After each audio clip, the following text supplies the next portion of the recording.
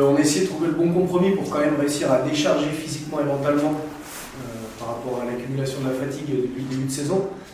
Donc on a continué, on s'est entraîné 2 jours, début de semaine, lundi, mardi, pour leur permettre de couper 4 jours consécutifs sur la suite de la semaine, et on a démarré les entraînements dimanche. Il n'y a pas de vérité absolue, hein. On ne sait pas si ça représente quel pourcentage de la performance à Bourgoin. En tout cas, on essaie de trouver le bon compromis entre une décharge physique et mentale et quand même un maintien de l'entraînement pour ne pas décharger totalement et pouvoir s'entraîner correctement sur cette semaine, sur la semaine actuelle.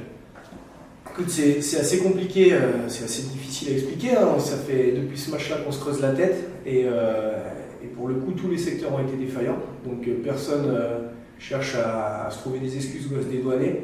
On a tous fait notre bilan, notre constat, et on a tous donné des axes de progression pour le prochain bloc. Sur le bloc dernier, on est content du résultat, hein. On a 2 victoires, 1 défaite. Et au final, quand on analyse nos performances, on est loin d'être satisfait du contenu qu'on a proposé sur les matchs, que ce soit sur Périgueux mais sur les 2 premiers. Donc on ne se contente pas de se satisfaire de ça. Et on essaye de trouver des solutions pour toujours avancer parce que pour l'instant, c'est pas suffisant. Ouais, bien sûr. Il y a eu un non-match et on s'est dit les choses, bien sûr. On a eu une semaine un peu compliquée après. Les vidéos, ça a été piquant, donc forcément, il a fallu se remettre au boulot aussi avec la tête un peu en dessous de notre qualité et tout de ce qu'on sait faire. Donc forcément, faut remettre les pendules à l'heure, comme on dit, et on verra bien vendredi soir après le match, mais surtout se concentrer sur nous. Et après, on verra ce qui viendra, mais voilà. Non, mais déjà c'est se concentrer sur nous, sur le jeu qu'on va produire. Après on prendra le match au fur et à mesure du match, du cours du match, et on verra bien comment ça évolue. Et déjà se concentrer sur nous, sur ce qu'on va mettre en place nous sur le terrain, avec les conditions qu'il y aura aussi, il faudra s'adapter forcément. Et après on verra bien, mais s'il faut aller chercher 5 points à la fin, pourquoi pas enfoncer le clou, mais déjà se concentrer sur une victoire, sur nous, sur nos bases à nous et sur notre jeu. Ouais, bien sûr, chaque match, chaque défaite devant, personne ne dort, donc ça gagne des matchs. À chaque fois que tu perds un match, ça coûte des points au classement et c'est des points qui sont terminés, qu'on ne récupérera plus. Donc oui, qu'on vienne, il va falloir avoir le couteau entre les dents, mais moi j'ai horreur de commencer un match en pensant déjà à un bonus offensif. C'est un sport qui te rappelle toujours l'humilité. Et quand tu manques d'humilité, la beauté du rugby, c'est que tu es rappelé direct à l'ordre. Et donc demain, il va vraiment falloir commencer le match par le bon bout, prendre les points. La priorité, c'est de gagner ce match. Si ça se passe bien, on pensera à autre chose. Mais surtout, ne manquons pas de respect à cette équipe de Vienne, qui vient sans pression, qui va faire un gros match, qui va nous poser des difficultés sur plusieurs secteurs.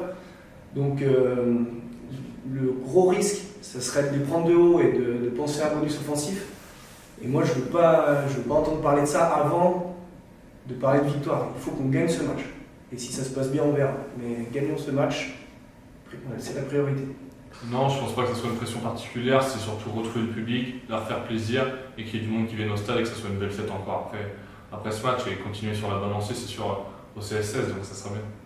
Oui, comme tu l'as souligné, c'est un confort de pouvoir jouer à la maison, de ne pas se déplacer le week-end, surtout qu'on sait que c'est une poule qui est assez homogène en France, donc forcément ça fait des longs déplacements. Donc forcément jouer à la maison, c'est un plus aussi auprès de nos supporters, mais on sait aussi pendant que ces 6 matchs, il va y avoir une coupure à Noël, donc forcément ça va un peu les répartir, donc on aura cette petite coupure pour se rafraîchir aussi l'esprit et la santé pour revenir à fond en janvier. Ouais, après on en discute souvent, hein, mais c'est toujours un cycle. Tu vas voir qu'il y a des joueurs qui rentrent, il y en a d'autres qui vont sortir et on restera toujours à peu près dans ce pourcentage de disponibilité. On n'est pas dupes et on sait très bien qu'avoir 90% de son effectif disponible, on en rêve tous. Maintenant, ça n'existe quasiment pas dans la vraie vie. Aujourd'hui, ce qu'il faut, c'est qu'on stabilise et qu'on récupère nos buteurs. Ça, c'est très important. On a Dorival qui va revenir sur le 2e bloc en janvier. Donc ça va nous aider dans la rotation des buteurs. Et après, oui, bien sûr, hein, le retour des gars blessés de longue date comme Pierre-Nicolas Danse, ça va faire du bien, ça va permettre de mettre un peu de rotation. Même si jusqu'à aujourd'hui, on a été plutôt confortable dans ce secteur, malgré la blessure des gars super importants, hein, comme JB et Greno. Mais la force de notre effectif, c'est qu'on arrive malgré tout à trouver des solutions et à continuer à avoir une équipe performante malgré la sortie et l'entrée de joueurs blessés.